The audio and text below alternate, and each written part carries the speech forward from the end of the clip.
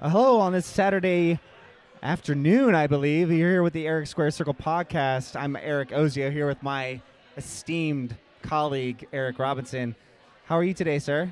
I am fantastic, my man.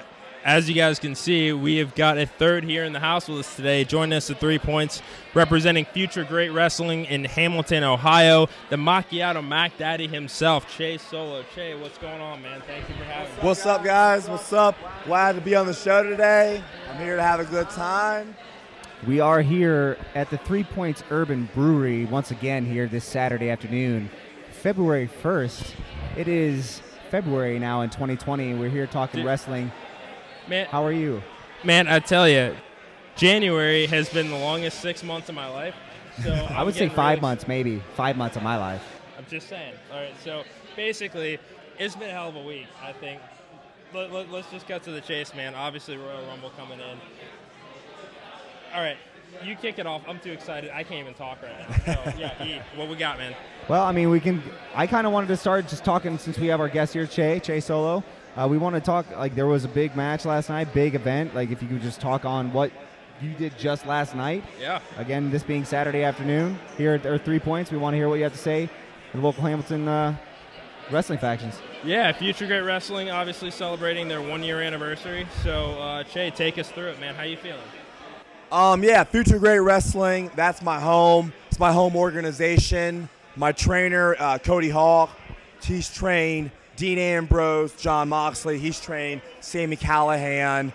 He's trained numerous, really, really successful professional wrestlers in today's game. Future Great Wrestling, located in Hamilton, Ohio. It's our home base. There, I'm a part of the Bold and the Beautiful. Me and my crew, we're the flyest thing around. Basically, on the Friday night, Caramel Delight, I got all the women screaming and creaming. And it's just, basically my biggest issue is everybody's super jealous of me because my hair is super cool. It is pretty fly. Thank you. I appreciate that, Eric. I appreciate I wish I could that. pull off the headband look myself. Yeah. Bro, just do it, man. You got to, man. We'll get you like a hot pink one or something. I think I could do that. I think you could. I think I could rock it. You don't think you can pull it off? Oh, you got it, man. Yeah, I got this. I'm pink. I'm pink all over here. I can just rock this thing going crazy. But yeah, we got our 1 year anniversary show coming up. FGW Origins. Basically, it's our WrestleMania where there's a lot of payoffs, a lot of feuds, a lot of things, a lot of business will be handled. We're finaleing it up. Well, basically, there's this guy named Hooks. He's your general hardcore icon of your area. A lot of areas have people who people are afraid. Hooks is a big boy. He's 6'3", 6'4", 275. He's been wrestling 8-9 years, barbed wire matches, table matches. I think seriously somebody's lit him on fire. But I'm Che Solo. I'm not scared. I've been talking all this trash my whole life. Keep it since up. I've been a wee little, real good-looking guy, and I still look this good. So He's walking everybody's like, oh, by now somebody would have beaten me up, right? But they can't. You're walking the walk and talking the talk. Why can anybody just bring anybody down for that? That's some crap. I'm telling you. They're just jealous. They're Just jelly. a little jealous. They're a little jelly. Absolutely. Like these donuts over here. They're jelly with frosting on top. Yeah, they're full of jelly. You're absolutely right. That's but only FGW Origins. cheat days. I'm in a 3-on-3 hardcore match. So TLC, tables, ladders, chairs. All right. Okay. And it's myself, my crew, Bold and the Beautiful, Jacob Rose, Matt Brannigan, versus Hooks, a local singer, Ricky Clam, and a local wrestler named Big Booty Brad. And I like to meet Big Booty Brad. a lot of people like to meet Big Booty Brad. He's pretty popular. And I like to also say you're not just going to regulate this match to just tables, ladders, and chairs. Will there be other items involved in this said match? Is that your way of saying you want to bring a kitchen sink, bud? Kitchen sink wouldn't be a bad idea. As long as, it might be one of the more hollow ones. It's more of a bowl shape. It's not like one of the bigger, thick ceramic ones. Very Jeff Jarrett, circa 1999. I like it. I'm thinking kendo sticks, or, I'm thinking the chains. I don't know how far we totally go. If you want to go full John Moxley, get some barbed wire. Hey, man, Tack shoes. You remember the Bucks did the tax shoes. They did. And tax shoes, too. There's no rules. There are no rules, Exactly. and you made a great point, Eric. The unexpected. Me, Eric, or that Eric? Big Booty Eric. Big Booty Eric. But you're absolutely right. You made a great point. The unexpected is to be expected. Just call me Big Booty E. Big Booty E. Big Booty. Big Booty E. Well, no, I don't want to make Big E angry. Big Booty You know what I mean? E, I Yeah, think, yeah. is the consensus here. I think we can all agree on that here. I'm loving Big Booty E, but last time we had this war, Ricky Glam, Mr. Wannabe Van Halen, Mr. Wannabe D. Snyder kind of guy, I threw a fireball because I am old school. I will go Memphis on these bros, and if you mess with Shea Solo, you want to go down that road. That's what I want. I may not be the biggest dog in the fight, but the thing is, I will go to places that people don't expect. So next week, FGW Origins, people should come out. 190 North Brookwood Avenue, Hamilton, Ohio. Future Great Wrestling. So as far as those places that you'll go, does that include Suplex City? Hey everyone, thanks so much for listening to this episode of the Eric Squared Circle Show. If you liked what you heard, take a quick second to leave us a review, and if it's a 5-star, we'll read it on the air. We really want to hear from you guys, so if you have a question, trivia, interview ideas, or any other suggestions, we want to hear them. Shoot us an email at ericsquaredcircle@gmail.com. And don't forget, you guys are the reason that we do this show. It's the ultimate show by Smarks, for Smarks, so what's not to love? Let's keep the discussion going on Twitter using the hashtag E2SC, and join our server on Discord. Last but not least, subscribe to our YouTube channel and make sure you turn on notifications, because you'd be crazy to miss anything it is that we're doing right now. Brother, Suplex City, Neckbreaker City, Pile Driver City, wherever we got to go. I would like to see what Suplex City looks like over there in FGW, so we'll be there. Oh, yeah. And speaking of Suplex City, obviously we are coming off of what some people are calling the best Royal Rumble in years. What are some people saying? The best in what? That's what I'm hearing. There are some, the best ever? There are people that say that this is the best in years. I didn't say ever, but in years. So, just given what it was that we saw last Sunday night, kick us off. What do you think? I think, you had to book Brock Lesnar as obviously the unbeatable force. And it was really, it became about who's going to. So it was interesting, like when eventually Drew McIntyre did eliminate Brock Lesnar. I wouldn't want to admit it because of my bet. Me and my close friend, we do a bet every single year. It's $5 holla. And we put basically 6 or 7 names to the tops that we think is going to win the Rumble. And every single one of our guys entered except for his annual CM Punk choice. He picks CM Punk every year, but he never enters. But I picked Roman as our top 2 picks. He picked Drew and came down to the wire. And I'm like, I thought this year I'd finally win the $5 holla. And it's been 4 straight years that I have lost every single time. Man, I tell you, if Tale of Two Halves was that entire match. Che, take us through what's going through your mind as you're watching this match. Obviously, Lesnar coming out at number 1. What was kind of your projection for him in the Rumble? What were you thinking leading up to this match? Well, the first thing I want to say about the Rumble is that I love the Royal Rumble because I feel like for so many fans, there's a lot of WWE television right now. Oh, yeah. There's a lot of shows with WWE. There's a lot of shows. A lot to keep up with. It's Absolutely. Hard. It's tough even for a podcaster like myself. And I wrestle every weekend, Friday, Saturday, Sunday. Okay, and I love wrestling. Even though I wrestle, I am still 100% a complete fan. 100. But I love the Royal Rumble. It, to me, is that reset for everyone. Hey, let's get ramped up for WrestleMania. If you haven't been watching regularly, here are some new stars. Here are some old stars. The Royal Rumble was beautifully done. I will say, like, other than the women's Royal Rumble, because I purely think they ran out of women to have in the show, that the men's Royal Rumble didn't have, like, other than Edge, who isn't coming back just for a show. He's coming back for a 3-year deal. It's like there's nobody that's just showing up just to show up for the Rumble. What about my man MVP? But he wrestled on Monday night. It could be. I'd like to point out that was MVP's last WWE match. He did announce that I think on Tuesday of this week that this is it for him. Other than MVP, but yeah, I mean, he's a future. He might be on the Hall of Fame list here. Ow, whoa. Now that we can see that happening. Let's go. I'm for it. I mean, you gotta have a minority every year. About MVP in the Hall of Fame. You do, and I think MVP would be perfect, especially with his little random surprise Rumble entrance. I'm not saying that I don't like MVP. I appreciate everything he's done, and his character was just so unique, and the way they kind of brought up, the free agent of SmackDown, making him an acquisition, making it feel very real, like a sports signing. I mean, all of that was great for his gimmick. Multiple-time U.S. champion, tag team champion with Matt Hardy, but Hall of Famer? Not yet. Not really.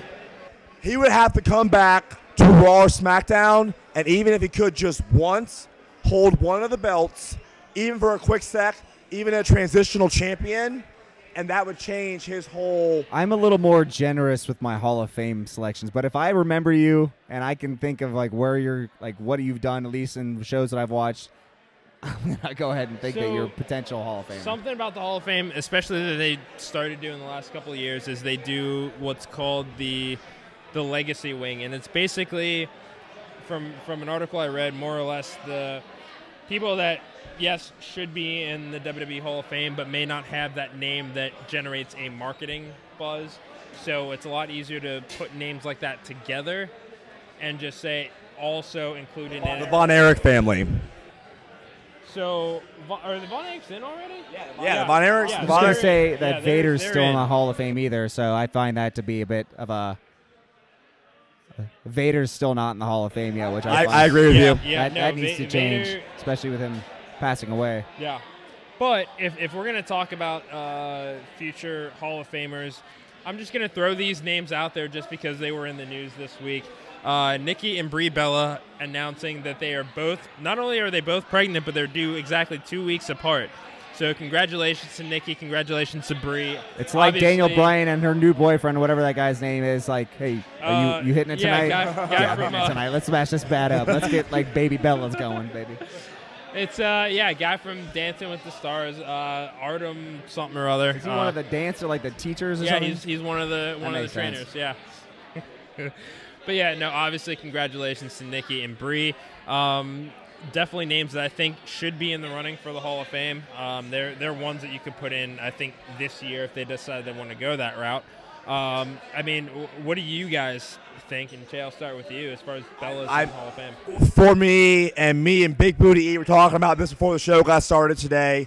My all-time favorite professional wrestler is the British Bulldog. He absolutely should be in the Hall of Fame. Is he still not in the Hall of Fame? He is still not. The Hart Foundation. Wow. Is the Hart Foundation in the Hall Hart of Fame? Foundation is in. That's what happened last year. Yeah. Right. He deserves a single Hall of Fame entry.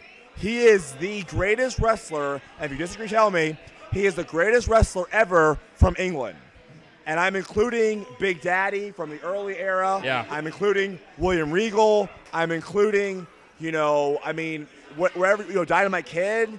I know it's controversial, but the Davey Boy Smith, the British Bulldog, to me, needs to be in the Hall of Fame. We see guys like Walter from the UK coming out, who could potentially rival that kind of potential legend, since you can't say he's a Hall of Famer at this point. British Bulldog is a legend of WWE and WWF. Seeing a guy like that, and even this NXT UK bringing up guys that can potentially be main eventers. I see several dudes in a Pete Dunne, Peter Bates, and Walter themselves being able to hold a main belt eventually once they come up from, even though it's not so much a uplift from NXT to a WWE brand, blue or red. It's a lateral move.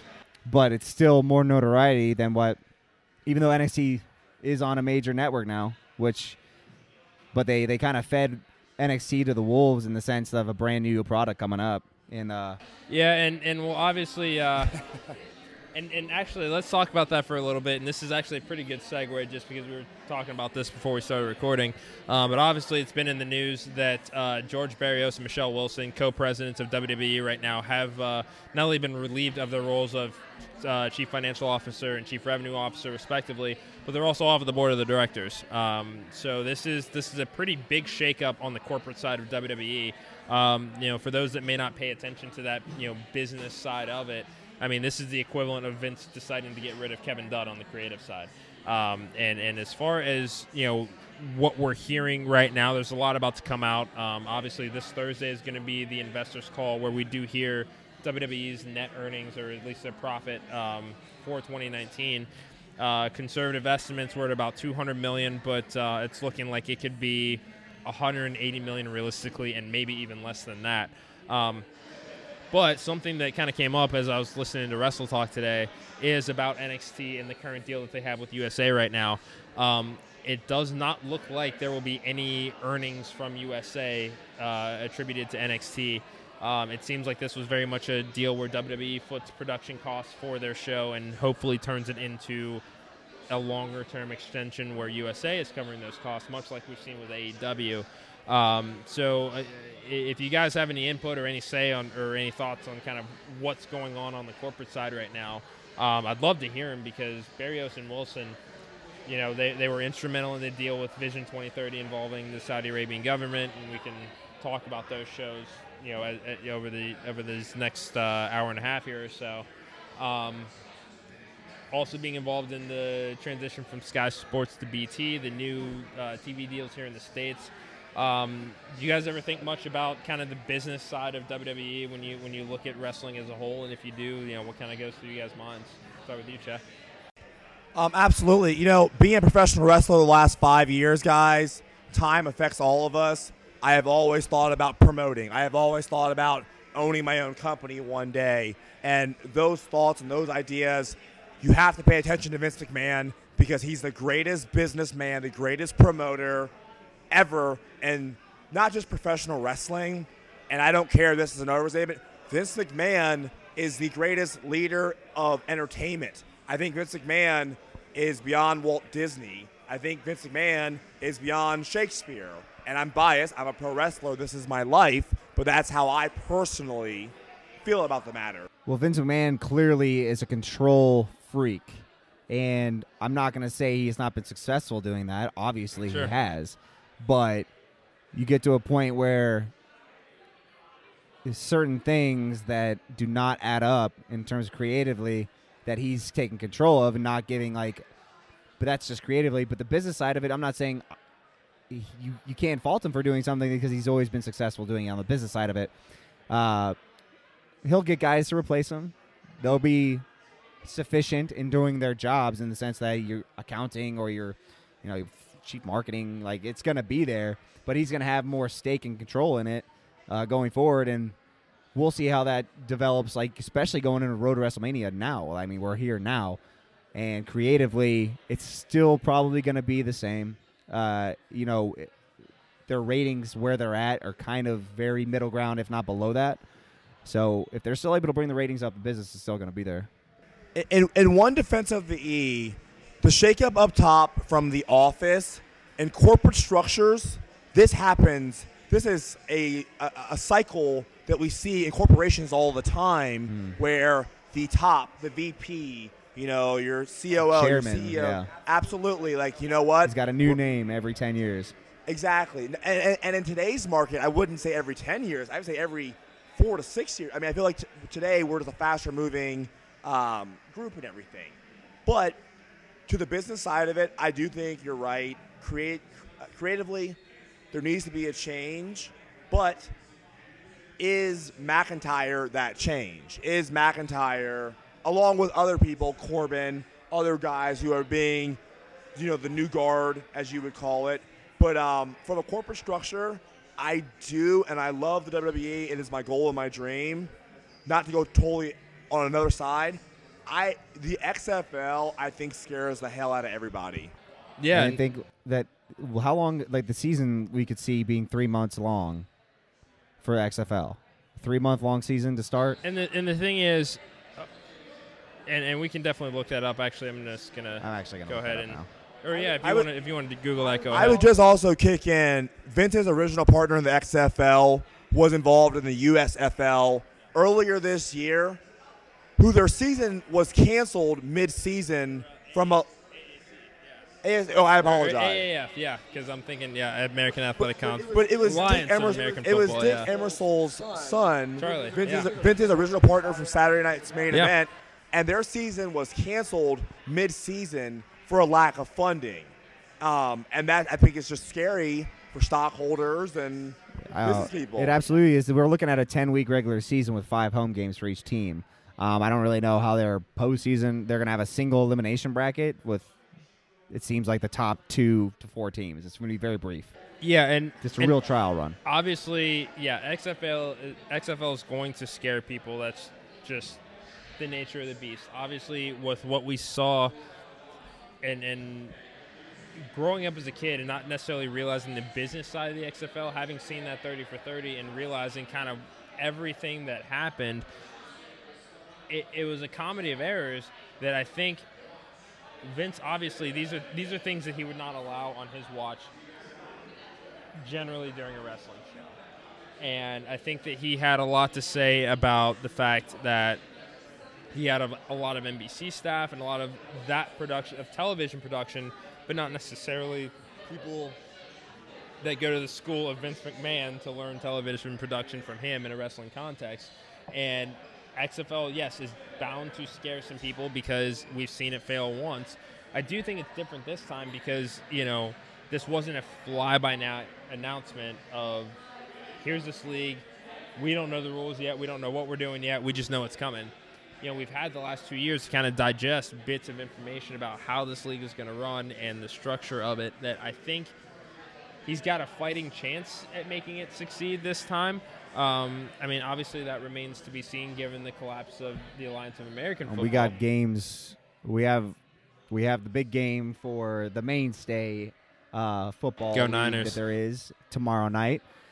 But not even 5 days later, February 8th, we're having the first game for the XFL. Yeah. I don't know. I think we got the Seattle somethings versus the Dallas somethings. I don't. It's all big cities. He definitely went all big cities. Yeah, this Saturday night. And that's the thing. I feel like it could work this time. Obviously, I think that the transition of SmackDown to Fox helped with this deal.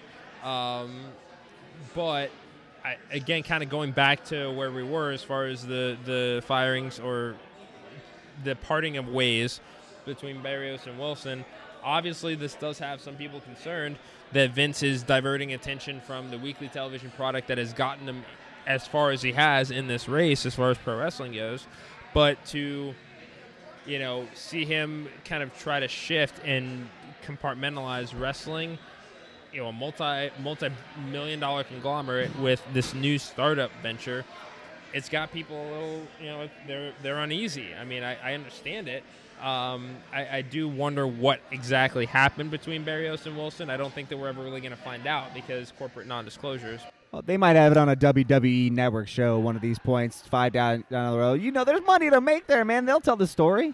That's true, but as you're both business people, as I'm a business person, just the flat-out side of business, that what if Vince has 2 people that can do the same job for a lower base salary, for a lower bonus structure? Because they've been there forever. Exactly. Yeah. Barrios since 08, Wilson since 09. So, these are very, very much, these are 2 of the big 5 corporate structure in WWE, if you're not counting Vince, Hunter, and Stephanie. So this is a big deal that these 2 people were released after, this was at the end of the workday on a Thursday. So obviously they wanted to keep this They gave him a quiet 3-day or under weekend. wraps. That's... I like 3-day weekends, baby. Hey, you know what? Do airlines do it differently? Do giant corporations do this differently in their world? Well, would you consider the WWE a giant corporation? I would. Hell to the yes. When you consider certain corporations. Brother, they're in Forbes. Organizations can beg to drink the sweat that comes off the WWE. Yes, they're top 500. So that's, come on. I'm looking. You guys keep it up. I'm looking this up real quick. I'm curious. The WWE is not just a corporation. Again, think of all the things in the past, the circus, that doesn't really exist to the same level that it did before. Live entertainment. nothing compares to the WWE from a live entertainment stance consistently every week, every day, hitting the country coast to coast. Different areas of the entire world, going to Mexico, going to the Middle East, going literally everywhere. And at this point, they're running several different variations of the show, with the women's division, the 205 division, which 205 Live needs Shea Solo more than anything on God's green earth. I would agree with that. Yeah. WWE, absolutely. The last couple of years, has pulled in over $186 million each year. And that's modest and the numbers. Thing is, that's not an amount to sneeze at. The problem is when they say that the earnings are expected to be $200 million plus. Yes, and they're under. Well short of that. That is a problem. Well, what do you contribute to that issue? I mean, you got lowing attendance at certain main events, live shows that they're not being cut. Well, that's obviously going to be this year, but not last year. But going forward to what is going to increase revenue with competing services coming about, with contracts that are going 5 to 10 years, with major networks signing up for other promotions. It's never been like that before. Something else that needs to be discussed here as well is that it has been announced also that live events in general are going to be reduced. And, the rumor has it that talent didn't even learn this until they looked at their booking sheets for the month of February. I mean, while this doesn't, affect top-tier talent, obviously the mid-cards are going to suffer from this because, these are the ones that are paid on they do better with the more events that they work. So, the fact that there's concerns about revenue and attendance, obviously the controversial deal with the Saudis and kind of just the general feeling about those shows in general. We got another one. There's a lot of money to come in that they'd be giving up to not do those shows. I know, but still, those are decisions that people question.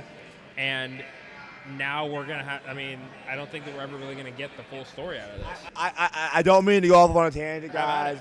I got to tell you, this is the problem with society today. Everybody's way too soft. This is why a bunch of dudes don't get laid, because they sit there at the corner of the bar, scared to walk up to the woman. We're in the corner of the bar.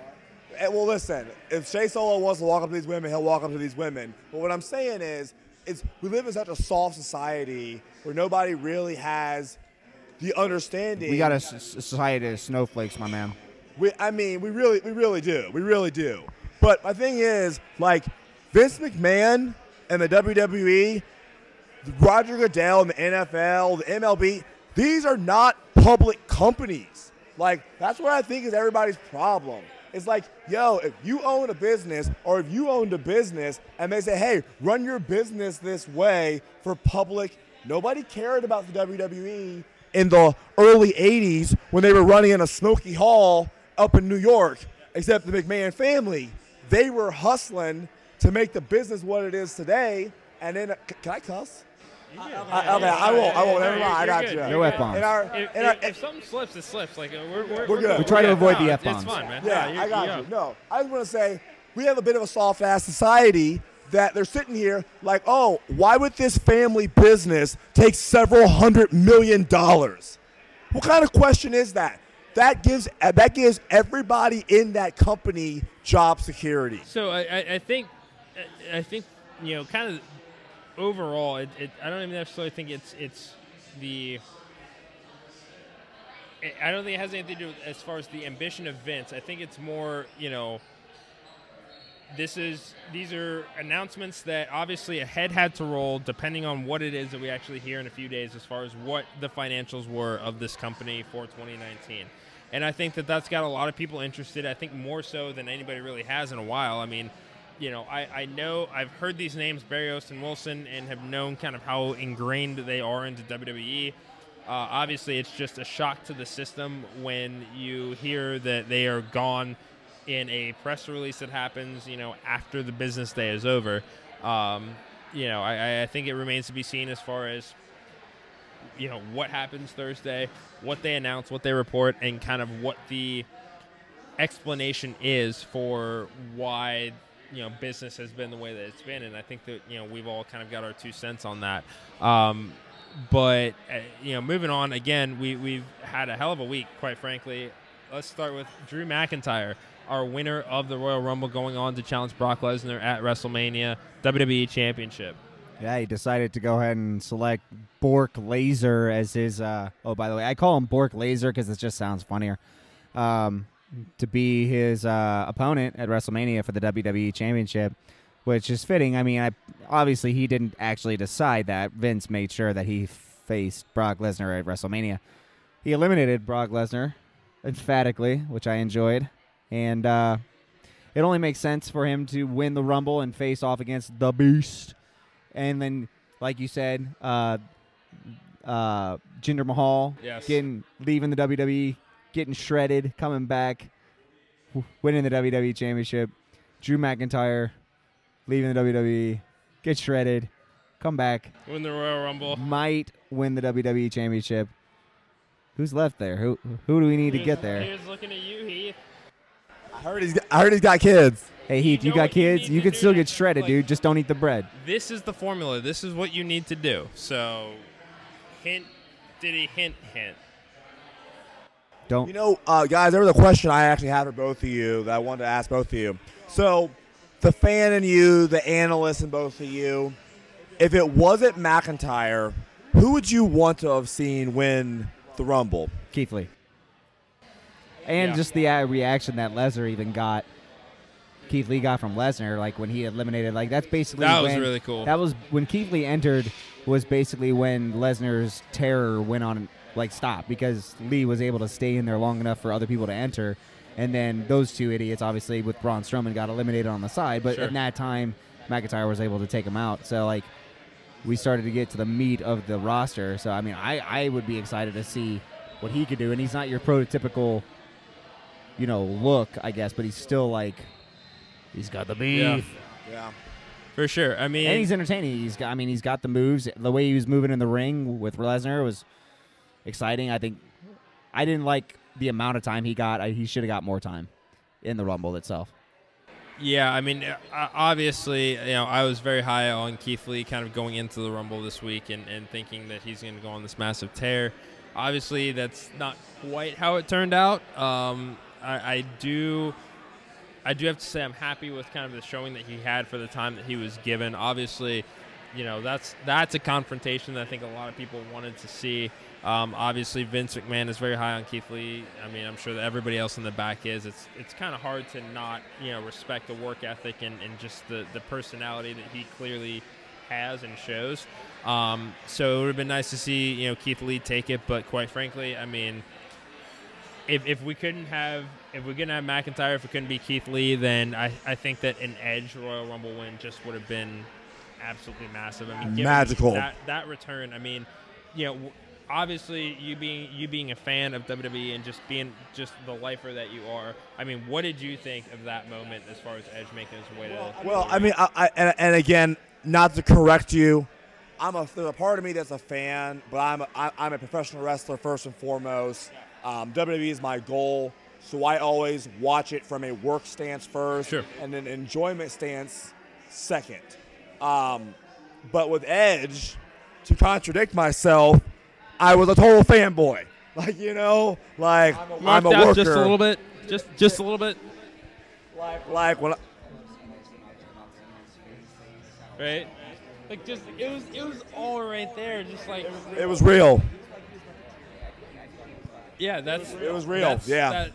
I am not supposed to be here. That's like this is not my life right now. Like, what are we doing? Sure, he's a little older. He's a little grayer. He's got some crow's feet, but he's still just Edge, man. He's Edge. His Viking is showing. His Viking is showing. It's good. It's good. But he's just like a badass mountain man. He's just like a man out of the mountains now. Oh, yeah, I love Edge too. Yeah, I know. I'm an Edge head. You're an Edge head. Tony Chimmel. No, that's Justin Roberts. They're two and yeah. But had they gotten Tony Chimmel, that would have been sick. Superstar. It's good stuff, man.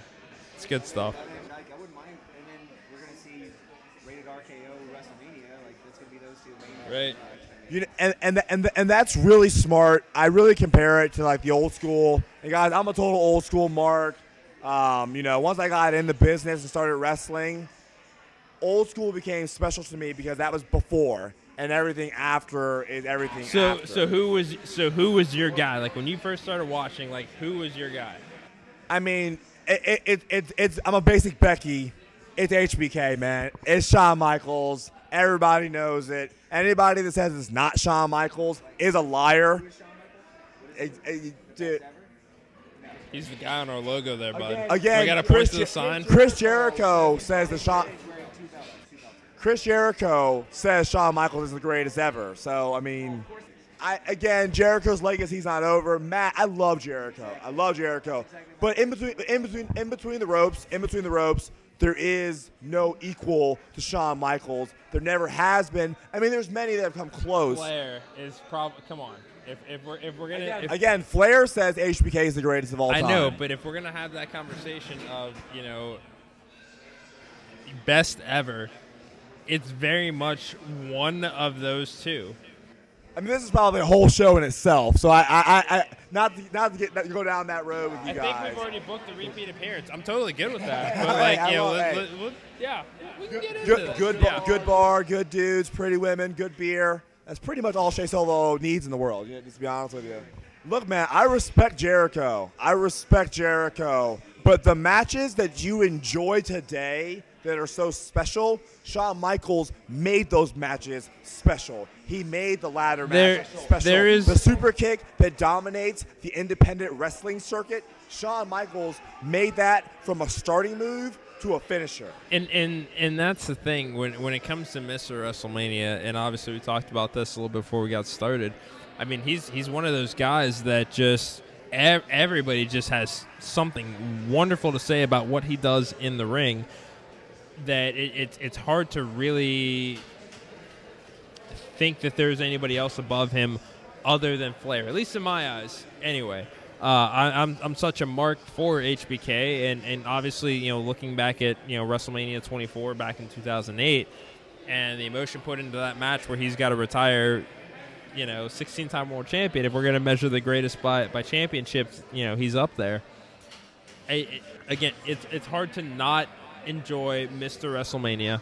I think that as far as greatest ever, Jericho has certainly made the absolutely. case to just blow that out of the water simply off of his work with AEW Le alone. Champion. I mean, like we talked about last week, like he walks out, his theme song is a song that he wrote and recorded himself that's walking him out as he's world champion on his onto cruise. a cruise that he hosted. Like, honestly, it doesn't get any cooler. The reason I said this is a whole show in itself, HBK as a child who pulled me into the business. If you want to talk about the greatest of all time, I'll just leave this seed here. If you think John Cena's not in that conversation, I mean, just crazy. I will say I was at one of John Cena's like 4.5-star matches in Money in the Bank in Columbus back in 2015 against Kevin Owens. Yeah. It was pretty great. It was a pretty good match. Yeah.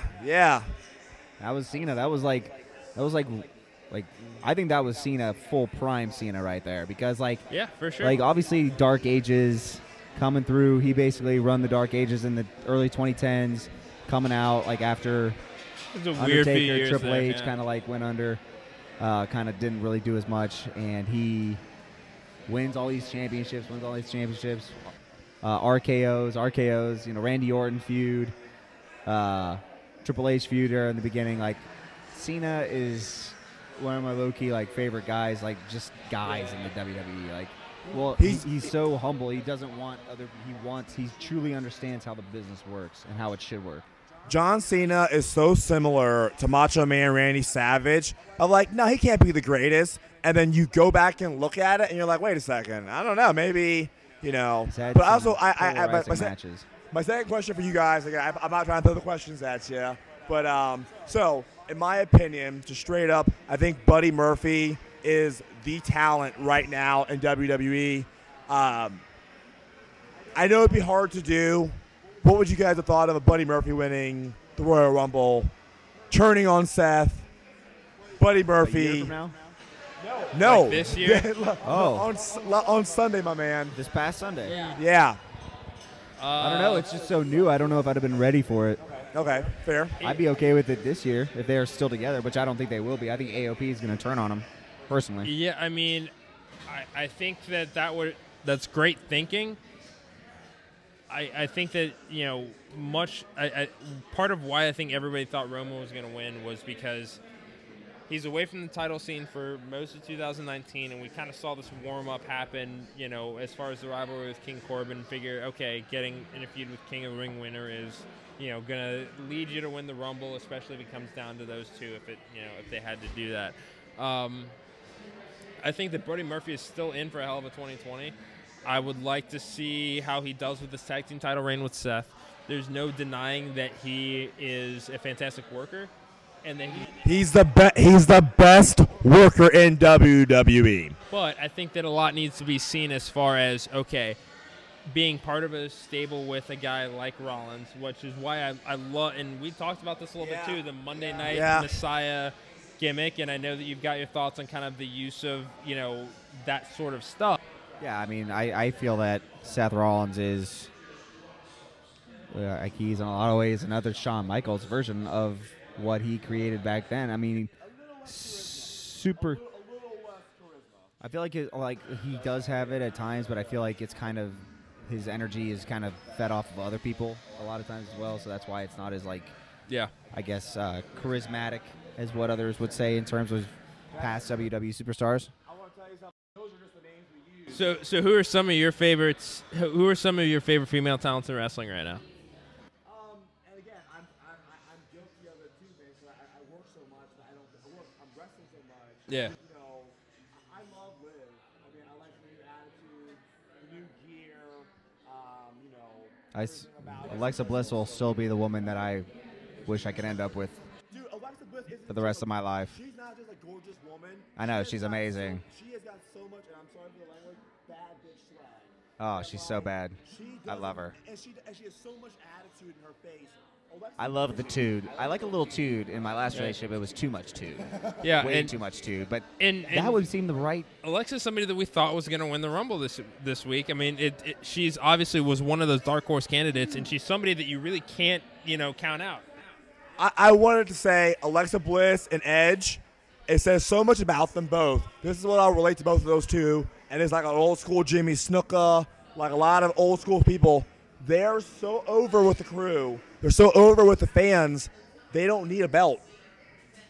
They don't need to be in the title match because whatever match they're in is really important. Sure. And I would definitely put Alexa. I honestly, I like Asuka too, but Alexa for the total package, she might still be the best female wrestler. I know everybody's going to say Charlotte, but so we're okay. So if we're going to bring that part up, obviously we all feel some type of way about Charlotte winning the Royal Rumble. I personally called for Shayna Baszler to win it if there was NXT involvement. Alexa, if there wasn't. You were very keen on Little Miss Bliss taking it. So I guess what we need to think about now is, rumor has it that Charlotte winning the Rumble was basically to repay a debt of times where, she has been asked to step aside. And that I know that can be tough to listen to given, the fact that Charlotte, 10-time women's champion, what we see on TV is her, being at the top of her game. However, when you really kind of break down these 10 title reigns, it's a little bit more than that. It's, obvious. Some of them are shorter than they probably should have been, and she was seen as a transitional champion a lot more than we've seen with Cena or anywhere else in the men's division. Her dad did the same thing and made a huge legacy. He didn't win that belt 16 times, holding it 2 years every time. And that's true, and that's a good point. I guess, and you guys can let me know your thoughts on this, but, to say that this is a debt repaid, I think that I understand it to a degree. The question is, who does she fight? Because I don't want to see Charlotte versus Becky again. I don't want to see Charlotte versus Bayley again. which really only leaves one solution. I just don't think that they have the stones to make that decision, and that's Charlotte versus Rhea Ripley for the NXT Championship. I mean, what do you guys think? I couldn't see the Rhea thing happening. It just Charlotte's too established. It's Charlotte Becky too, guys. It's Charlotte Becky too. You both know it is. I'm not willing to believe that they are going to go that route again. You don't want it, or you don't want to believe it. Either. Both. I mean, I personally don't see Charlotte Becky happening at all at WrestleMania this year. So the Rock and Stone Cold headline 3 times in a row. And again, we just were discussing the greatest ever and didn't mention those 2 guys, and that's a travesty. But they're kind of unsaid. We were talking greatest in between the ropes. We were talking greatest worker. And they're there. And they're there. Well, but they're more than the greatest overall complete package. To me, at least. Yeah, no, I agree with you. I was all in between the ropes. But I mean, I just think it's Charlotte Becky too, without a doubt. You guys are talking about Keith Lee winning the Royal Rumble. Vince McMahon still owns WWE, and looking like a professional wrestler, looking like a sports entertainer, looking like a champion, Charlotte Flair looks like all those things. Charlotte Flair represents that. And I agree that she does. I just think that as far as marquee headlining matches, you're not getting – I mean, if I hear that, okay, Charlotte's going to take on Becky at WrestleMania, it's like I could see that, 4 out of the next 10 weeks on Raw if they really wanted to do it.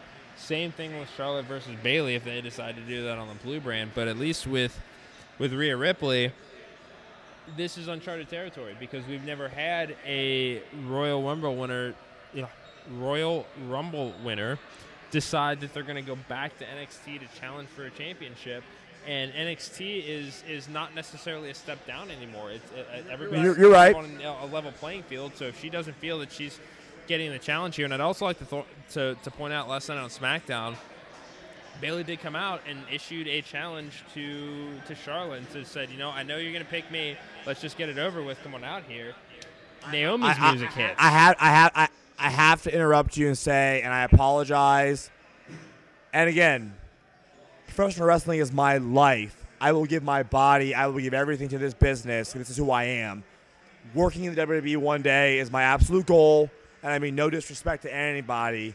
I don't like Bayley as champion. There are so many other women that are just flat out more entertaining. And everybody wants to take it. Don't get me twisted. Shea Solo loves the beautiful ladies. Loves them. But I respect and love women's wrestling. Tina Moretti, Ivory is so underrated. Alundra Blaze, Medusa Michelli. I mean, Sherry Martel. I respect women's wrestling. But Bayley, I mean, just tell me what's interesting about this. And I don't mean to be a jerk. Tell me what's interesting about Bayley.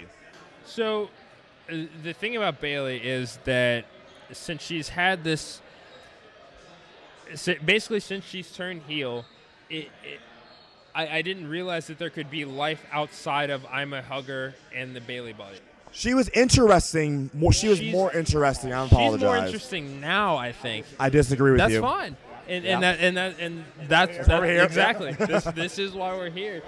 I think that with Bayley and this heel turn, she has finally decided to embrace this dark streak that everybody has said that she could have. It just seems like when you have a character like that you have to remain smiley and bubbly all the time. Like, think about her losing that kendo stick match against Alexa Bliss a few years ago, and the fact that she really wasn't allowed to put up much of an offense. Do you take Bayley serious as being a dark character? Do you guys actually consider her the evil psycho? So the thing is, she's not necessarily trying to be evil or psycho.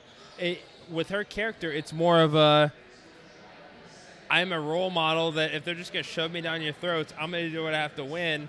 And it does. I mean, a little Bob Backlund. It's very fitting in our current political climate of, okay, I'm going to do whatever I need to do to keep up the perception that you guys have in me in your eyes. I'm a role model. I'm doing what I have to do to win. It's about me now, okay? You love me, remember?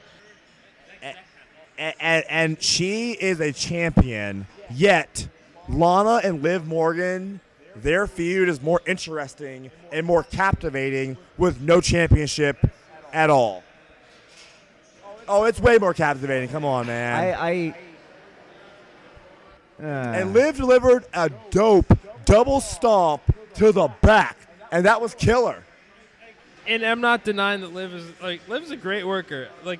Everybody involved has played their role to perfection. The thing with this story is, as much as I enjoyed the Attitude Era, I think that, the handling of same-sex storylines in 2020 needs a little bit more sensitivity than they've shown to it. And then also for just a continuity's sake, Liv Morgan comes out, interrupts the wedding, says, okay, I was in love with you. I'm not talking about you, Bobby. I'm talking about Lana. Yeah. We really haven't got much of a follow-up of, okay, when did this start? How did it happen? How did we get to this point? It was just kind of a shock value thing, whereas they could have taken this story and made it really, really cool. They were riding down the roads. Lana told Liv to come to her room. Bada bing, bada boom. I mean, that's the thing. Put that on TV is what I'm saying. Is that if you can't put that on TV, man? TV 14, baby. That's a very special website. There's a responsible way of doing it that they could have, that they just chose not to. And I think that that's my biggest thing as far as, okay, you're getting the social media, you're getting the hits for these videos, cool, great, grand, fine, whatever. There could be a little bit more legs to it than they're actually giving it. See, the thing is, sensitivity bothers me because I feel like that's like reverse sexism in the sense that in the men's division, anything is possible. You can wear a dog suit. You can be covered in dog food. You can be made someone's exactly. You can be made somebody's slave. You can do anything in the men's division. But yet, now in the women's division, there's a lot of women performers. Not everything is going to be the Charlotte Flair 30-minute match. And as wrestling, analysts, you both know that not every match can be that Becky Lynch, Asuka submission back and forth. Some of it needs to be entertainment. And I'm not saying that it can't be entertainment by any stretch of the imagination. I just think that, much like we talked about, they're a publicly traded company. They've got to do things a little bit more differently in 2020 than what they were doing 96 basically through when they went public.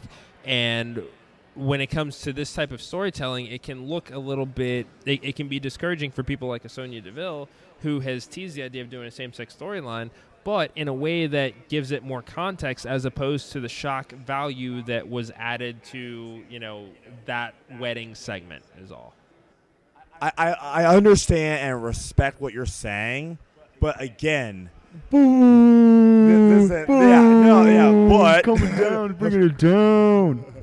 I just gotta say, you look at the men's division, and we have to do everything shave our heads, wear any type of suit, anything to degrade ourselves, anything for the business. And you have women that are willing to do the same, not because they want to be degraded, but because you need to be able to perform in all aspects. You need to be able to perform in all aspects. And like Liv Morgan, she looks bad in that outfit. So I mean, back in the day, and we go back just to WrestleMania in 2003, I believe WrestleMania 19, pillow fight. It was a pillow fight with John, what's his face, the creepy anchor from ESPN. That was our Coach. Coach, yeah.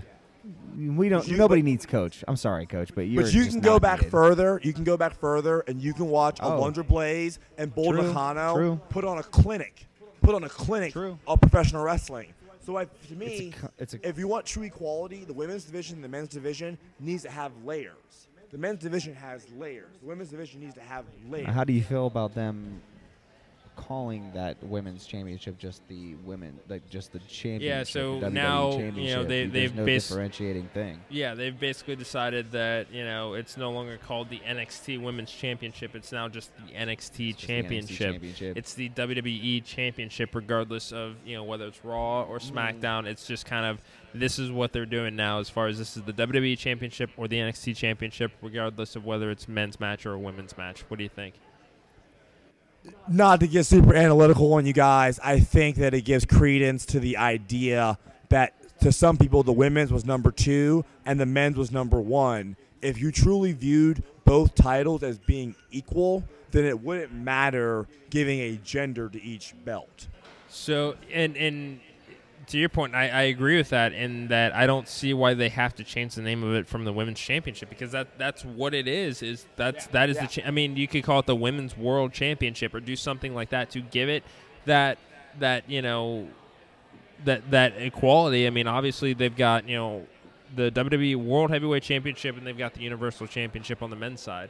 I mean, they could do Women's World Champion, Women's Universal Champion if they really want to give it that equality. But I just think that it's way too easy to create a sense of confusion just saying this is for the NXT Championship. It is just confusing, too. It is just confusing. Makes no sense. Mostly just the confusing factor, and to think that, if you're going to go full bore in terms of what you can do technically in working with someone in a ring, I don't believe a woman has the physical capabilities to be able to work with another, big guy. I can't imagine a Walter working with a Liv Morgan for a championship. It just doesn't work. It's not the same. It's not the same. It's it's a different, in a way, it's a different sport. It's two totally different types of wrestling, and they should be honored in their own separate ways. And you can alter any names it's for possible to championships do that without, at least in my eyes, saying that, making it called the women's division is. I mean, I don't think that that's a bad thing. It's men's division, tag team division, women's division, cruiserweight division. I think that they're just kind of all their own. They named the same, cruiserweight division. That's something that is different because those guys are not as exactly 205 and under is their criteria. So I don't see why it's really that big of an issue to say, hey, this is a women's division matchup. That's just. Austin Aries, he shot a really good podcast, kind of talking about 205 Live, the dynamic of it. Again, 205 Live is my absolute goal. I belong there. I need to be there. But he was saying this whole label of being small. And it wasn't a label of being small. It was you knew what you were getting. You know what you're getting out of that show. If you want to watch some great professional wrestling matches from really in-shape guys, you watch 205 Live. You don't have to watch it. It's better or worse than anything. And I feel like with this gender neutrality that they're trying to introduce to NXT, it's admirable, obviously, in today's society of trying to treat people better. But I think in some ways it lessens equality because they don't treat the men's division like a political agenda. The men's division is just wrestling. And I know they don't. The word wrestling is kind of whatever, but the men's division is they're serious. There's intense. There's all sorts of stuff. You know what I mean? But yet, the women's division, we have to be conscious of it. But again, the Macchiato Mac Daddies, I encourage the women that love to be sexy and love to show a little bit of skin. And there's a lot of women in this division who like doing that. And it's are you mad at them for just being themselves? Yeah, I mean, I think it more just goes to Becky's comments on backstage last week of saying that there just is no need for that division in general. I don't think it necessarily has much to do with how they're presenting themselves on TV. I think that Becky, at least in her comments and what it was that she was thinking, is basically just trying to eliminate that division and creating parity for everybody. I just think that, the distinction needs to be made just, I don't know, continuity's sake, that, this is for the World Championship, this is for the Women's Championship. That's basically all it is that we're getting at there. Moving on, as far as this week in the Wednesday Night Wars, man, it's been quite a week. We'll kick it off with NXT, obviously. Undisputed Era losing to Imperium at Worlds Collide has everybody kind of wondering what's next for them. I think we'd be remiss if we didn't start with the Dusty Classic Finals. Obviously, match of the year contender that we've got there between the Broserweights and the Grizzled Young Veterans. What did you guys think of this match and the fact that Pete Dunne and Matt Riddle are going to be challenging for the NXT Tag Team titles in Portland? I mean, I was all for them from the get-go. Like, it's kind of hard not to be. Pete Dunne, I've been a fan of Pete Dunne, just his brutality in the ring and is just doesn't want to conform to like this, provide all the emotion and entertainment that he can, even though his lack of want to entertain is entertaining. Well said. And Matt Riddle, I've been a fan of since watching him PWG. So at the Barefoot Bro, I'm ready to see those two face for the NXT Championship, see what they can do going forward. It seems like they're both potential mainliners, going down the road. So, and then I love hearing about the heat between Riddle and Brock Lesnar, because they face each other in the Rumble. Matt Riddle just likes to ruffle feathers, man. He doesn't rub people necessarily the right way going through. So I mean, it just adds intrigue to the match itself, I would say. Yeah, I mean, and obviously chime in here. The fact that we're kind of seeing the next brick in the wall of Undisputed Era potentially coming down. I mean, who do you have in this match between the Broserweights, Pete Dunne, Matt Riddle versus Undisputed Era? I mean, honestly, guys, I don't keep up with NXT. Like I said, I wrestle a lot, so it's hard to keep up with NXT. Oh, I imagine. But I will say, just from a Impact stance, Riddle and Dunne, to me, they are your next stars. And again, next stars don't always mean world champs. Right. I think whether Matt Riddle gets the match with Brock or not, this man has elevated himself. He'll be a consistent U.S. champ. He'll be a consistent Intercontinental champ. He has, really gotten a career for himself. As for Dunne, man, I love British wrestling. I love the British Bulldog. I love William Regal. I love everything British wrestling wise. And Dunne, with the finger work and all that stuff, I love it. Yeah. And to me, painful. The Undisputed Era, they are the NXT brand. They are the brand of NXT, and they'll stay there. They and were guard. all poached. Every single one of them was poached out of Ring of Honor. Basically. The business has always been poached, but that's the business. But it just shows how these guys that didn't build their lineage through the WWE are making the WWE. Yeah, oh, you're right, brother. Yeah. Obviously, you have guys like Roman, and you guys got Drew McIntyre, who WWE through and through, went to Impact, came back. And I'm sorry, TNA, it just does not fly on my radar, but it's more prevalent now, especially you see guys like Ricochet, you see guys like Aleister Black coming out of Ring of Honor, coming out of PWG, who were mega entertaining just watching in front of those 400 house shows. Now they're being forced into feuds where they're limited in what they're able to do. We didn't even see Ricochet in the Royal Rumble. We don't even see half of these guys do what they want to do. And well, but there's a very old roster. There's a very old thought on the Rumble.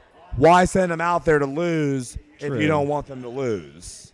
But we'll see, obviously, coming up in future shows, we got, Elimination Chamber and Mania coming out. Yeah. Absolutely. No, I agree with you. But back to your original question, Dunne and Riddle, to me, have broken through. They're going to be on Raw or SmackDown sooner than later to me. Yeah. Because they bring something, especially Riddle. I mean, just calling it like I see it. Potential Monday after Mania entrance into Absolutely. Raw. Yeah, I mean, I don't see why not. And the thing is, even going back to NXT is not a bad move anymore. We've obviously seen how well it can work for Finn Balor. And it's kind of, I mean, everybody, at least in my eyes, is on the same playing field as far as Raw, SmackDown, NXT. It is still live TV every week on, major television. With Dunne and Riddle, I think that this is a nice change of pace for both of them. I mean, obviously, Pete Dunne having been the longest reigning UK champion, at least in history, to see him do something else and go and work the tag team division and train through that, I don't see that being the worst thing in the world. Just given the fact that we have this cycle of talent that is coming in that can be new and fresh and create some new matchups. I don't hate this. I think that there's a lot to like between Riddle's comedic timing and his energy, and Pete Dunne playing the straight man off of that. There's a lot to like about it. Yeah. No, absolutely, and I think that the thing about NXT, you're right. There's a cycle of talent coming out of there, but there's a select group that break through. Rhea Ripley broke through. Yeah. Undisputed Era broke through. Finn Balor, he's the wild card in all this. He broke through so specially that he went back, and that's the whole dynamic within itself. Still has not gotten his Universal Championship rematch, by the way. Just saying. But he's the man without it. You know what I mean? Like I said, dude, Jimmy Snuka is quite possibly the most underrated wrestler in history. His impact on wrestling in the 80s is not very well known. I'd like to throw Tito Santana's name into that one if we can be completely honest. I love Tito, man. I love Tito Santana, man. But and that's the thing.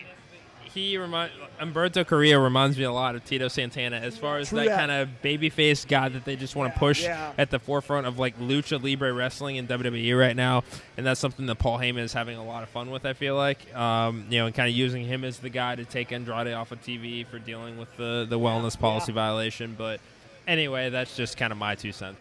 No, hey man, it's wrestling. Everybody's got firm opinions, but the people that broke out, Bobby Roode. Whatever about his current success or not current success, the people in NXT, and as you were saying, not homegrown in the E, not home, but Shea Solo's not homegrown in the E. Okay. But when he's there, it'll be all good. That's okay. And we but oh, go ahead. I'm sorry. No, I was just saying the guys that break through, the girls that break through, They're great. But it's evident. Yeah. It's never like a halfway. Oh, the ones that really break through. They stick out. Sure, for sure. We got the other side of the Wednesday Night Wars. That is AEW. You know how I feel about I do. AEW. The show coming back off the Rockin' Wrestling Rager at Sea. Part 2. With Le Champion holding everybody's party. They come back to the first time in Ohio. And, of course, they go to Cleveland. God. Freaking Cleveland. But they're in Cleveland, of course, Jericho telling Clevelanders they don't even deserve to see him because, frankly, they don't. They don't deserve to see him. Let's just face it. Moxley coming out pretending that he's still injured with the eyeball. He was not. They're kind of getting to a standard build-up of a pay-per-view coming up the end of next month. This month now. We're in February. It's February 28th. Actually, I believe we're in a leap year. It is a leap year. So, I gotta say, guys, I've been having a good time, but now I'm getting a little offended here. I'm getting really offended. So you're gonna tell me leap year? You're gonna tell me you invite the Macchiato Mac Daddy to the show today. Macchiato Mac we're Daddy. all Cincinnati guys here, and John Moxley, my brethren from the same school that Shea Solo graduated from. That's true. Yeah, that's right, Cincinnati. You're not down with a Cincinnati guy? No, I am. So wait, I was you just said saying what Jericho, happened. I'm just saying what was happening. Be honest, Jericho or Moxley, who you got? Oh, Jericho's gonna win. Oh, come on. Yes, now, Jericho will win. And by the way, this is going to be a leap year show. It's going to be on the first leap year since 2016, February 29th. Okay. All right. Revolution Sunday night. So leap year, leap year revolution. So you guys are anti-Cincinnati. No, you hate chili. You hate the Bengals. Dude, I love my Bengals. I love my chili, my 3-ways, my 4-ways, sometimes a 5-way. I don't like my beans. Hey, my all the man's time. popular. Oh, man. But I love my Cincinnati Cyclones sometimes. And then I love my Reds. They're going to be division winners this year. But John Moxley Jericho is going trained in Cincinnati, wrestled wrestled down the street, down Ronald Reagan, down 75, and you're not down with one of our own people. It's not like I'm not down for it. I'm just being a realist. I do think that John Moxley will be AEW World Champion. Don't get me wrong. Eventually. You're damn skippy. John Moxley's going to be AEW champion. Now is not that time to do it. And I only say that because you mean it should have been done a month ago? No, I only say that because AEW, even though they were announced officially a year ago, TV deal kicks in September.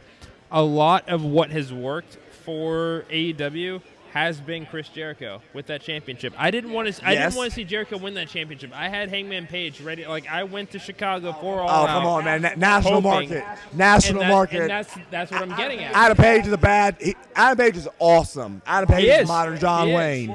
But That's the thing. That's why I'm all about Jericho right now. Two biggest stars in AEW right now. And plain and simple. We absolutely but are. At the end of the day, and who in the bar, if you saw him sitting over there, looks more like they break a beer bottle over your head? Chris Jericho or Jon Moxley? Well, he also put 69 tacks in his back. An Asylum match back in 2015, I believe.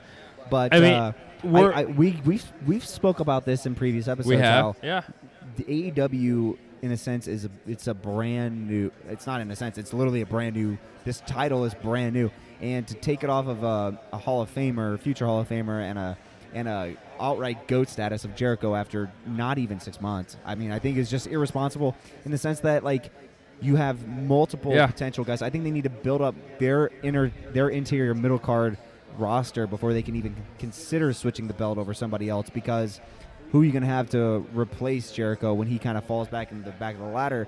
He needs to have this title for another solid, like going in, like I'm talking like going into November, December potentially. Because again, we've talked about this. I mean, I could even see maybe getting to Double or Nothing in May if they do it again. You know, we can have that conversation about potentially taking the title off him. I just think that, or Double or something. You know, September winning the championship, we're looking at about 4 or 5 month reign. They do have, as much as I love AEW, they have some work to do as far as building another credible challenger or 2 or 3. Because, and building this faction that they have right now. Because that's the thing is, okay, we put the title on Ambrose, then who realistically can we see taking the title off of Ambrose? Who's gonna? I'd love to see MJF. I'd love to see Cody, but they've booked themselves into the... You think of geese flying above in the sky, they're drafting on each other. They're all drafting off of Chris Jericho. Guys, I can promise you both right now, there's another not so old school name that will come back to AEW. Who that is? Dustin? There's several free agents out there. Dustin? Who? No. I think like a new face. I think there's going to be another face, brand new, but we know them. You think? I mean, I don't quite know because mean like again, a former WWE guy is going to come? Oh, absolutely, Revival. Man, because think of that. They wanted Edge. Who? Revival. Oh yeah. Yeah, they requested their release again. I know that it's not an old name, however, it is a name that, I mean, if you get the Young Bucks versus whatever they call themselves. Briefly on someone that absolutely needs to leave WWE to go to a place like AEW. Dolph Ziggler? He's never going to. He's already said. I'm saying Sami freaking Zayn needs to leave. And do He's pretty established, though. Established as a loser. Not really. Okay, so I like the fact that they've changed it up with him being a manager for a while. He seems to enjoy doing that for a little while, which is good. Because he's been plagued with the injury bug since he's basically come up, from NXT. The shoulders, concussions. Bull shoulders. Exactly. So, for him to slow play getting back into the ring, he's really working because it's tough with Shinsuke Nakamura, where language is for sure an issue. That barrier is always going to be there. Having Sami literally be the voice of the voiceless works like gangbusters right now. And it's been some of the most engaging stuff that he's done. And obviously, we can get into the fact that Shinsuke put his Intercontinental title on the line last night against the Monster Among Men, Braun Strowman. Braun Strowman is the new Intercontinental Champion in an it's about time kind of way. I just want to interject. Nakamura is so amazing. When he won the Rumble, and again, maybe I'm crazy. He did not win the title, correct? Did not. Lost to AJ. Yeah. And to me, Nakamura is a world champion. And again, I don't mean this based on the fact that he's Asian, but so much like the Great Muta. He is so much like the Great Muta, and he wrestles like a world champion. Sure. He wrestles every match Nakamura wrestles is like a main event. The quality, absolutely, just completely one of the absolute best in the ring. I did get to see him from the second row in a SmackDown show back in 2017. Amazing. Yeah, it was entertaining, and he's just it was very brief, obviously, a SmackDown Tuesday. It was back on Tuesdays. It was in Wright State and Ender Center, so it was obviously a little bit smaller crowd, but second row right there. Watching them be able to take, I don't even remember who he faced, honestly. I think it was just a squash match, but seeing those kicks, man, and those pants, they're very shiny. Right. Shiny that legs. entrance. I think it was a little more tamed, obviously, for Nutter Center, but the thing is, it's still lights go out and like everything lights up. So that's always entertaining. Still one of my favorite themes in WWE right now. Oh, yeah. But that violin. Yeah, heading back over to the Turner side of things, we had Turner side of Butcher things. and Blade with the Bunny taking on the Young Bucks in tag team action. Yeah. I gotta say, you know whatever it is that they're doing with Butcher, Blade, and Bunny, it's just working right now. Bunny is somebody that provides that nice Zelina Vega type presence where you need her to throw a Hurricane Rana, she can do that. You need her to just cause a distraction in general, she can do that.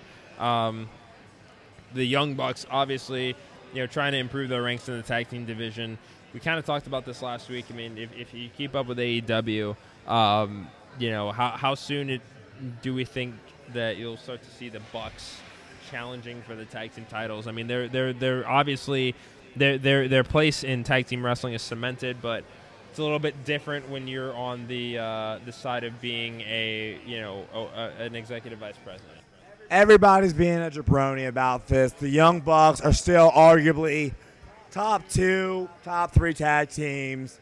They can lose. It doesn't matter because let's just be honest. They're the best tag team in wrestling. I know that. I mean, I think it's a debate that needs to be had, but yeah, at the same time, they had the guys that just won recently at Sea, Kenny and Hangman. They're the current champions. That was a pretty big upset fit in with the Bucks potentially winning it. I feel so much. The only thing I question about it, and it frustrates me, I think SCU is the best tag team in AEW, period. And I'm a Frankie Kazarian guy, so that might just be personal taste. But I just feel like it's such a WWE style to have 2 single stars as your tag champs. Nothing wrong with it. Like we said earlier, Rated RK usually. Yeah. And AEW is supposed to connect with some of that old school in us. Like, man, I'm gonna tell you right now, my brother Jacob Rose and I, Bold and the Beautiful, we wear the same gear, we got the same music, we work in tandem. That continuity. It is. The Rockers did it. The Hart Foundation did it. And that's one of the reasons I like and respect the Young Bucks so much, because that's tag team wrestling. So just personally, I would actually prefer to see the Bucks as the tag champs. But those losses, as you said, they're stars. Those losses don't affect them, I don't think, the same way. Let me ask you this. Obviously, AEW trying to differentiate themselves from WWE as far as, making win-loss records a big deal. And weaving that sort of into storyline obviously can be a little bit tough when, things are obviously predetermined. But what do you think of the implementation of that into wrestling in general as far as making that another layer of the storytelling anytime that they're getting into a ring? I love it, man. It's old school. It's old school, dude. Vern Gagne did this. WCW in the 90s, Jim Ross did it from Vern Gagne. It's sports. Wrestling, we can say it does or doesn't. It has a sports connection, and in a lot of ways, we're in better condition, and we're better athletes than in most sports, to be very honest with you. But I mean, yeah, man, it's sports. It's fights. Oh yeah. And then you can still see growing tensions between Hangman and the Elite themselves. Like, there's something there, man. And with the Bucks not having any championship or doing anything yet, and they're having a mediocre, maybe not mediocre, but like not as a record since they're counting wins and losses now. I'd just like to point out they wanted to be at. My big thing is, I'm thrilled for Kenny. I'm thrilled for Paige. If they're going to put the tag team titles on them, that's cool. That's a title change I could get behind because it was so unexpected. Kenny Omega is a superstar, too. Exactly. And it seems like, they're obviously trying to right that ship with him, but I think that it's a nice kind of transition back to the top to just throw him in the tag team division to see what he can do, because obviously that's a good way to rack up wins as a tag team champion to kind of put that momentum behind him. I think my big thing about Hangman Page is, obviously I don't want to see the cowboy shit mentality turn into Scott Hall in 1999 as far as coming to the ring, I'll hold my beer while I go do something in the ring. We've seen them, not do that in the greatest way in the world. I would like to hope that they'll get that right this time, just because Paige seems like a perfect fit for that kind of just. But don't you think AEW targets 18 to 40 males? That's us. They definitely do. That's us, dude. And I'm not knocking what they're doing. Like, I love the hand it to Matt, who doesn't drink. That's just a nice contrast, so he can go do his lariat and into the ring. I think that my big thing is just making sure that this doesn't devolve into something comedic or in poor taste just because he decides he wants to be a guy that, has a swig of beer before he gets in the ring. Obviously, we've seen Austin pull that off and do it well. But we see the TV rating for AEW isn't like a TV 14, like it has, yeah. Could have some questionable. Yeah, and that's why it builds more to us demographic. And yes, if you're asking, yes.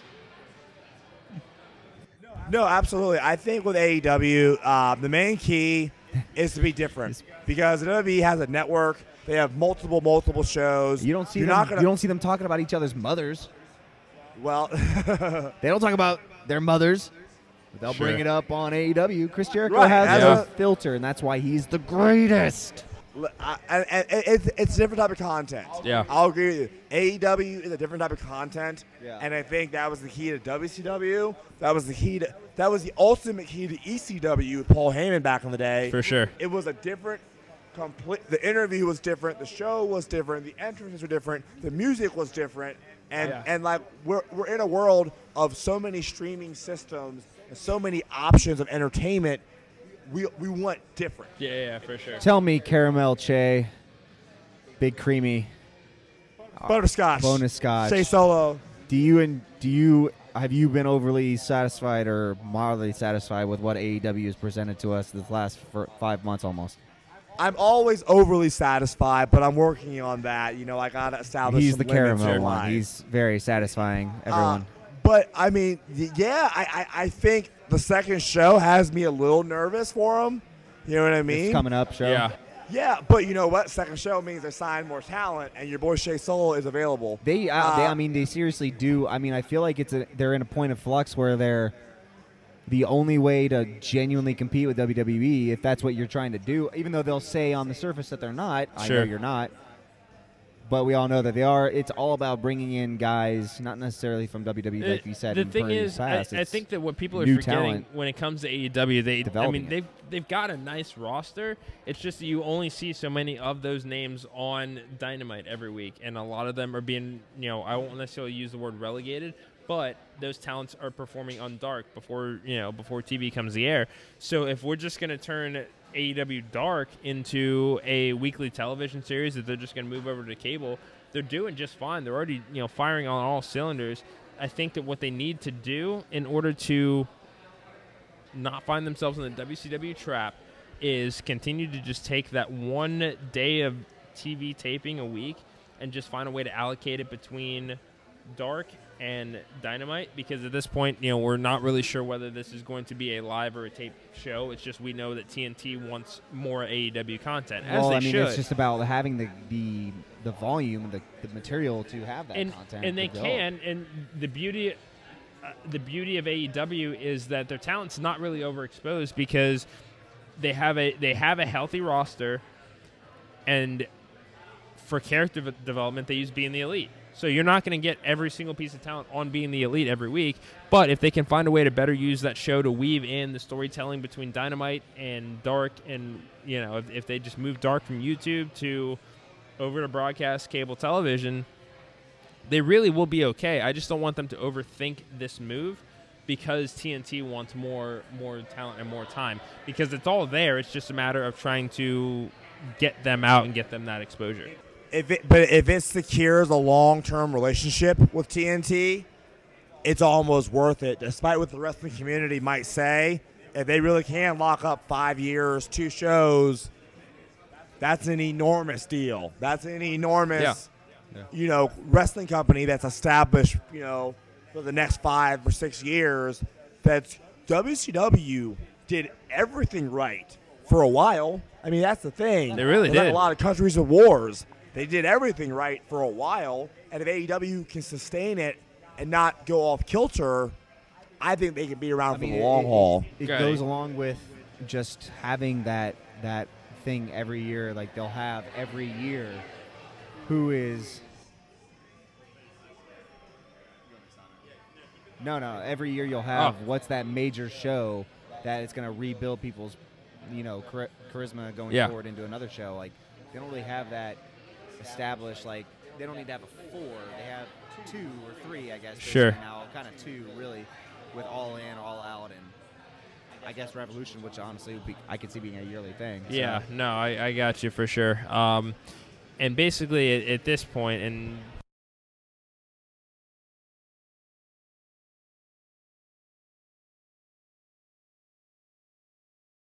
but just to continue that point, as far as AEW goes, what I don't want to see them find themselves doing is running into that issue that WCW had of they were essentially unwanted by TBS and TNT, and the only reason that it was successful is because Ted Turner was involved as long as he was.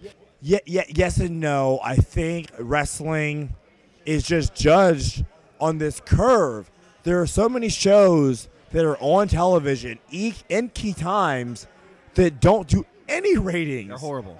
Yeah, nobody cares about them. So bad, but they're peddled because they follow some formula of like society is political correctness and whatever else. And wrestling, just in our experience, just sitting here in this bar. I mean, we're sitting here during a Xavier Seton Hall game, and Eric and I have our feelings about Xavier because we both went to UC. Go Bearcats, go baby, let's go. Xavier sucks, but anyways. It's kind of a niche thing. It's kind of I wouldn't say taboo, but it's like something that someone really they seem apprehensive, but they seem interested at the same time when it comes to that specific niche programming, and it's going to take certain things to get people involved, and WWE has done that in the past for sure. People, and I think what definitely helps, obviously, is the Khan family involvement. They've got the connections through TV, just given their dealings with the NFL, dealing with the football club they own overseas as well. That's definitely helped them to go to these advertisers and say, "Hey, this is a product that we want to put on." I'm pretty sure he owns like a hockey team, like somewhere. Like I'm not sure. Oh, really? I forget who it is, but I don't know if it's in Jacksonville. But like, they have connections through NBC and like CBS, obviously with the Jaguars. It's like. It's so easy. Like they have the revenue stream of a con to be able to to have that backup, like, and maybe just find guys.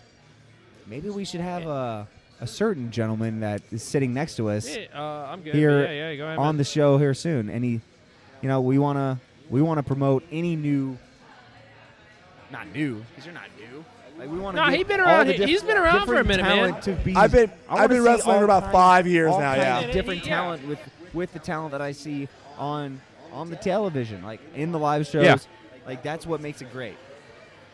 Go ahead, man. So I think something else that needs to be considered here, obviously, other than what I've said about AEW and their new TV deal.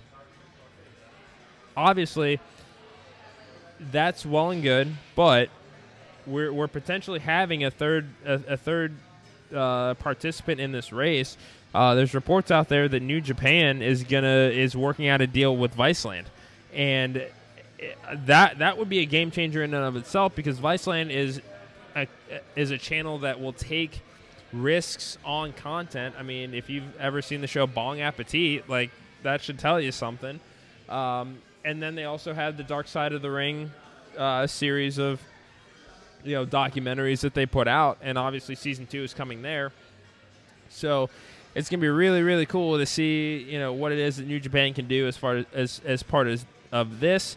MLW obviously in talks with CBS and potentially Showtime for a TV deal as well. So we're finding ourselves in the midst of a revolution here in wrestling as far as these TV deals go. And again, this all kind of ties back into what we started this show with as far as George Barrios and Michelle Wilson and everything that's going on, with those releases or whatever it is that you want to call the fact that they ain't going to be there come Monday morning. Yeah. I mean, I think we're setting up for a big Wednesday Night Wars going forward. We're only in the first. We're just finished the first month of 2020. Yeah. It's already done. It felt like 5 months, but we're here. It's February 1st. We're talking coming up. We're on the road to WrestleMania. We're on the AEW train going to their Revolution in a month. On February 29th, It is a leap year this year, everybody. So there is a 29th day in February. Extra day. You have Make an extra day. You pay your rent. So let's, I mean, I'm excited for the year itself. We got Black History Month kicking off. We mentioned that earlier. We do. We were talking about it earlier a little bit, but yeah. What else would you like to mention there, Mr. Robinson? Man, it's been a hell of a week, that's for sure. Obviously, we want to say thanks again to Chase Solo for joining us here today.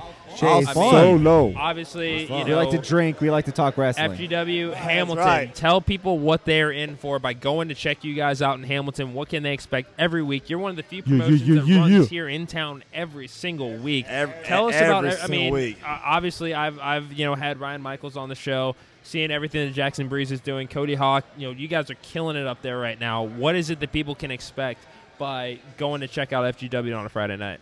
Well, I mean, I think the proof's in the pudding. The main trainer being Cody Hawk. There's a lot of people talk about being trainers and they're successful and such. But again, he's John got the Moxley, resume. Sami Callihan, a handful of people who have been and Dean Ambrose. Like Dean Ambrose was a part of that. Like I know two different guys. John Moxley and Dean Ambrose. Yeah, those obviously. are two separate guys. Yeah. Those real are two, cool. I don't even know. know. Real cool I don't dudes. even know if they've actually met each other yet. I actually heard they might. I heard they might be cousins. Maybe that one time. Are they? Yeah, they're like. I heard they never even met. Yeah, I heard they never even met. Renee introduced them. It's cool. Yeah. I never even heard. I didn't even know they even knew each other existed. Honestly.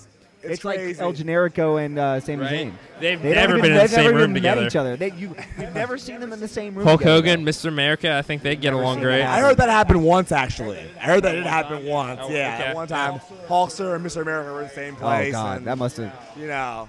Oh wow. But FGW, Future Great Wrestling.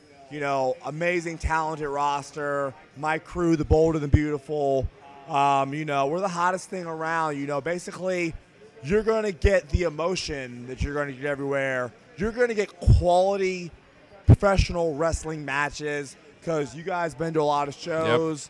Yep. And, some places you're not going to see necessarily what you came to see. I love you guys' setup, man. I mean, it as far as what you guys do inside Elite Sports Wellness, I mean, that setup is just one of the just cleanest that I think that I've seen in a long time. Absolutely. It's magical. At the FGW Arena, where Chase Solo really comes alive, there is such a special emotion and a special feeling in that building. Yeah, he dialed down about maybe 30% for us today, and Not we appreciate even. that. I was thinking like 15 to 20% maybe. I mean, I could be being, yeah. I mean, we are at a bar. We are drinking just a little bit. If I was drinking more tequila, you would have seen El Fuego We Solo. had no tequila. Yeah. There was no tequila involved in this programming whatsoever. Just a tad. Water. It was fine. It's cool. Okay, maybe just a little, but hey. No, I mean, I look forward to having Che on the show here in the future. Yeah, we'll be you're here a friend every of the Saturday. show, man. You're stuck with us. Hey, we'll be here every Saturday morning. If you ever want to just step in, you don't really even have to tell us. We'll just have you just plop on in. I really don't give a crap. Look for the banner. Look for the belts. That's all you need to. And maybe Eric will contribute to the belt side of it. But hey, I'm not going to say anything more on that. Oh, you wait, buddy. You wait. These are both my.